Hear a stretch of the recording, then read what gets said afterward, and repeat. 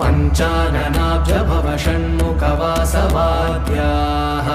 त्रैविक्रमादिचरितं विबुधास्तु वन्दी भाषापतिः पठति वासरशुद्धिमारात्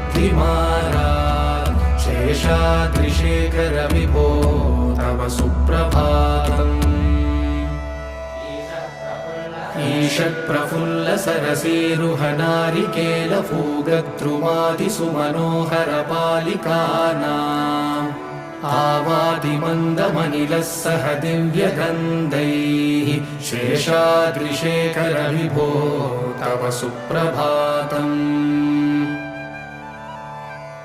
उन्मील्यनेत्रयुगमुत्तमपञ्जरस्ताः पात्रावशिष्टकदलीफलपायसानि भुक्त्वा सलीलमतकेलिसुखाः पठन्ति।